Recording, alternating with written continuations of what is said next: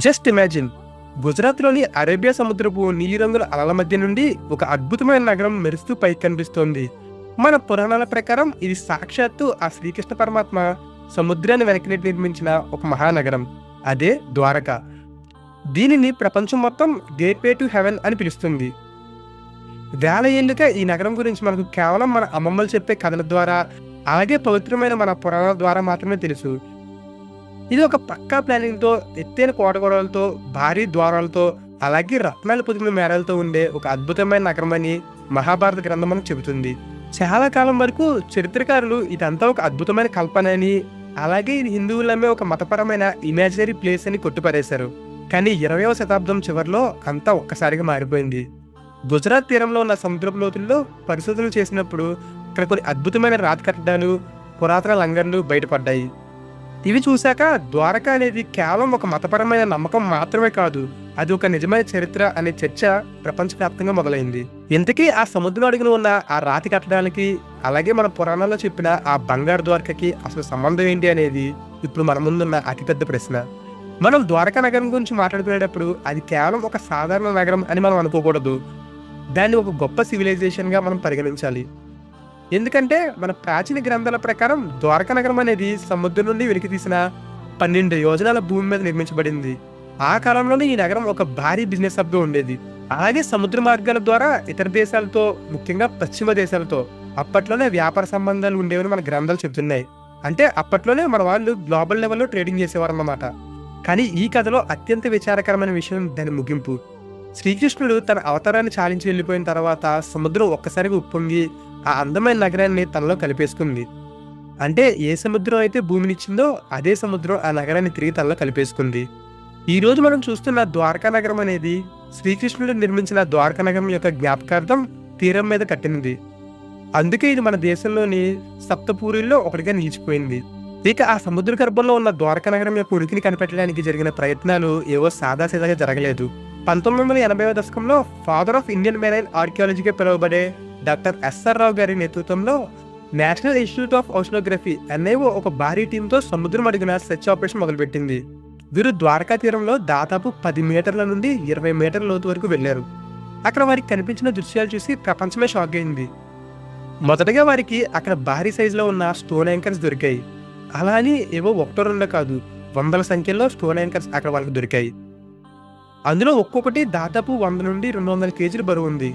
దీన్ని బట్టి అక్కడ పెద్ద పెద్ద ఓడలు వచ్చి ఆగేవని, అలాగే అక్కడ ఒక పెద్ద ఇంటర్నేషనల్ పోర్ట్ ఉండేదని మనం అర్థం చేసుకోవచ్చు. అలాగే ఆ స్టోన్ యాంకర్స్ యొక్క షేప్ని మనం చూసినప్పుడు అప్పటికే వారికి ఆ సముద్రపు నీటి ప్రవాహాల మీద, అలాగే గాలివాటం మీద ఎంత గొప్ప అవగాహన ఉందో మనకు స్పష్టమవుతుంది. ఆ రీసెర్చ్ టీం వాళ్ళు మరింత లోతుగా వెళ్ళినప్పుడు అక్కడ వాళ్ళకు భారీ రాళ్లతో కట్టిన కోటగోడల యొక్క ఆనవాళ్లు కనిపించాయి. ఈ గోడలు ఎల్ షేప్లో ఒకదానితో ఒకటి లాక్ అయి ఉంటాయని వారు గమనించారు. ఈ టెక్నిక్ వల్లే సముద్ర పనుల తాకిడికి కూడా ఆ కట్టడాలు తట్టుకోగలిగాయని వారు పేర్కొన్నారు. అలాగే ఎస్ఆర్ రావు గారు తన రిపోర్ట్లో ఈ గోడలు దాదాపు 500 మీటర్లు పొడవు ఉన్నాయని, అవి చూడడానికి ఒక పెద్ద నగరం యొక్క రక్షణ కవచంలో ఉన్నాయని ఆయన తన రిపోర్ట్లో పేర్కొన్నారు. ఇవన్నీ చూస్తుంటే మహాభారతంలో చెప్పిన శ్రీకృష్ణుని ద్వారకా నగరం యొక్క కోటగోడల వర్ణన మన కళ్ళ ముందు కదులుతుంది. అయితే అసలైన ట్విస్ట్ అనేది 2001లో వచ్చింది. National institute of ocean technology NIOT సైంటిస్టులు గుజరాత్ పక్కనే ఉన్న గల్ఫ్ ఆఫ్ కంబాట్లో పొల్యూషన్ సర్వే చేస్తుండగా అనుకోకుండా సోనార్ టెక్నాలజీ ద్వారా వారు కొన్ని వింత ఆకారాలు గుర్తించారు. ఆ సోనార్ ఇమేజ్లు చూస్తే సముద్రం కింద దాదాపు 30 మీటర్ల లోతులో 5 మైళ్ళ పొడవున్న ఒక పక్కా ప్లాన్ చేసిన నగరం లాంటి నిర్మాణం వాళ్ళకు కనిపించింది. అక్కడ డ్రైనేజ్ సిస్టమ్, భారీ స్నానపు గదులు, ధాన్యపు గిడ్డంకులు వంటి ఉన్నట్టు వారి డేటాను సేకరించారు. ఏ హిస్టరీ అయినా అది ఎప్పటిది అనే దాని మీద ఆధారపడి ఉంటుంది. కానీ ద్వారకా విషయంలో ఈ టైంలైన్ ఒక పెద్ద పజిల్లా ఉంటుంది. ఆ సముద్రం అడుగున దొరికిన మట్టి పాత్రల ముక్కలు మరియు ఇతర చిన్న చిన్న వస్తువులను కార్బన్ డేటింగ్ మరియు థర్మోల్యూమినిసెన్స్ పద్ధతుల్లో టెస్ట్ చేశారు. ఆ రిపోర్ట్ల ప్రకారం ఈ వస్తువులు 3500 ఏళ్ల క్రితం అని తేలింది. అంటే అవి క్రీస్తు పూర్వం 1500 కాలం నాటివని ఆ రిపోర్టులు చెప్తున్నాయి. అంటే ఇది ఇంచుమించు హరప్ప నాగరికత ముగిసిన సమయం. కానీ కంబాత్ ప్రాంతంలో దొరికిన ఒక చెక్క వస్తువును టెస్ట్ చేసినప్పుడు అది ఏకంగా 9500 ఏళ్ల క్రితం నాటిదని రిజల్ట్ వచ్చింది. ఒకవేళ ఇదే కనుక నిజమైతే ప్రపంచంలోనే అత్యంత పురాతనమైన మెసపటోమియా లేదా ఈజిప్ట్ నాగరికతల కంటే కూడా ద్వారకా నగరం చాలా పురాతనమైనదని మనకు అర్థమవుతుంది. అయితే చాలామంది సైంటిస్టులు ఈ 9500 ఏళ్ల థియరీని ఒప్పుకోవడం లేదు. వీరి ప్రకారం ఈ కాలంలో ఉన్న మనుషులకు అంత పెద్ద పెద్ద నగరాలు కట్టేంత టెక్నాలజీ ఎక్కడి నుండి వచ్చింది అనేది వీళ్ళ అనుమానం. ఈ గందరగోళానికి తోడు జియాలజీ మరో ఆసక్తికరమైన పాయింట్ చెబుతుంది. వీరి ప్రకారం భూమిపై సముద్ర మట్టాలు ఎప్పుడూ ఒకేలా లేవు. గత 15,000 ఏళ్లలో సముద్ర మట్టం దాదాపు 100 మీటర్ల వరకు పెరిగింది. ముఖ్యంగా 9,000 ఏళ్ల క్రితం ఒకసారి, అలాగే 3,500 ఏళ్ల క్రితం మరొకసారి సముద్రం భారీగా ముందుకొచ్చింది. సరిగ్గా ఈ 2 టైం పీరియడ్స్ మనకు దొరికిన కార్బనేటివ్ రిపోర్ట్స్లతో మ్యాచ్ అవుతున్నాయి. అంటే ద్వారకా నగరం ఒకేసారి కాకుండా వేరువేరు కాలాల్లో సముద్రం ముంపుకు గురై ఉండవచ్చు అనేది ఇంకొక థియరీ. ఇప్పుడు ఈ ద్వారకా నగరం యొక్క మిస్టరీని మనం 3 కోణాల్లో చూడాలి. మొదటిది భక్తులు మరియు పండితుల వాదన. వీరు కేవలం మతపరమైన నమ్మకం మీద మాత్రమే కాకుండా ఖగోళ శాస్త్రం ఆధారంగా తమ వాదనను వినిపిస్తున్నారు. మహాభారత యుద్ధం జరిగినప్పుడు గ్రహగతులు ఎలా ఉన్నాయో ఆ గ్రంథంలో వివరించబడింది. ముఖ్యంగా భీష్మ పర్వం మరియు ఉద్యోగ పర్వంలో వేదవ్యాసులు వీటిని వివరించాడు. ఆర్కియో ఆస్ట్రానమీ పద్ధతులలో ఆ గ్రహాల యొక్క స్థితులను లెక్కిస్తే శ్రీకృష్ణుడు క్రీస్తుపూర్వం 3102 సంవత్సరంలో తన అవతారాన్ని చాలించాడని, అదే సమయంలో ద్వారకా నగరం మునిగిపోయిందని వీరు బలంగా నమ్ముతారు. అంటే సైన్స్ ఈ రోజు ఏ సముద్ర మట్టాల పెరుగుదల గురించి చెబుతుందో అది సరిగ్గా 5,000 ఏళ్ల క్రితమే జరిగిందనేది వీరి వాదన.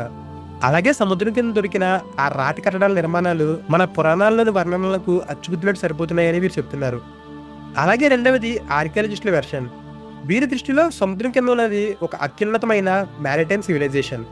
హరప్ప మరియు మెహంజోదారో వంటి నగరాలు అంతమైన తర్వాత ఆ సంస్కృతికి చెందిన ప్రజలు తీర ప్రాంతాలకు వలస వెళ్లి ఈ ద్వారకా నగరాన్ని నిర్మించి ఉండవచ్చని వీరి అభిప్రాయం. అక్కడ దొరికిన మట్టి పాత్రలు మరియు సింధు నాగరికతకు చెందిన కొన్ని ముద్రలు ఈ వాదనకు మద్దతిస్తున్నాయి. వీరు మెయిన్గా ఫిజికల్ ఎవిడెన్స్ అనేది నమ్ముతారు. వీరి ప్రకారం క్రీస్తుపూర్వం 1500 నుండి 2000 మధ్యలో ఈ ప్రాంతం ఒక గొప్ప ఓడరేవుగా వెలసిల్లింది. సముద్రంలో దొరికిన 500 మీటర్ల పొడవైన గోడ మరియు భారీ రాతి దిమ్మలు కేవలం ప్రకృతి వల్ల ఏర్పడినవి కావు, అవి ఖచ్చితంగా మనిషి మేధస్సుతో కట్టినవి అని వీరు నొక్కి చెప్తారు. ఇక చివరిగా మూడవది కొందరు విమర్శకులు మరియు ఆధునిక జియాలజిస్టుల అభిప్రాయం.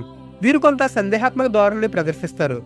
సముద్రం కింద కనిపించే అన్ని ఆకారాలు మనుషులు కట్టినవి కాకపోవచ్చు అని వీరు చెప్తుంటారు.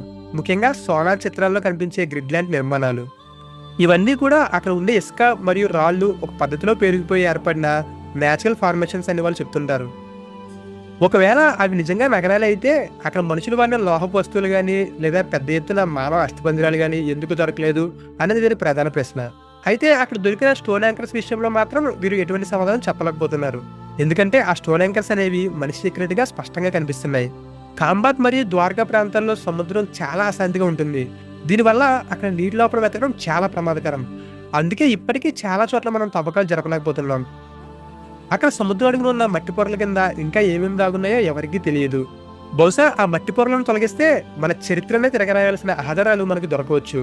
చివరిగా మనం అర్థం చేసుకోవాల్సింది ఏంటంటే ద్వారకా అనేది కేవలం ఒక నగరం కాదు, అది మన మూలాలకు సంబంధించిన ఒక రహస్యం. సముద్రం అడుగున మౌనంగా పడి ఉన్న ఆ రాతిగొడలు మనకు ఏదో చెప్పాలని ప్రయత్నిస్తున్నాయి. అవి మన నాగరికత ఎంత గొప్పదో, అలాగే మన పూర్వీకులు ఎంతటి మేధోలో మనకు గుర్తు చేస్తున్నాయి. ప్రస్తుతానికి సైన్స్ కొన్ని ఆధారాలు చూపించింది, పురాణాలు కొన్ని కథలు చెప్పాయి. కానీ ఆ రెండింటినీ కలిపి ఆ బంగారు గొలుసు ఎక్కడో సముద్రపు లోతుల్లో ఇంకా దాగి ఉంది. ఈ రోజుకి ఒక పెద్ద ప్రశ్న మనల్ని వెంటాడుతూనే ఉంది.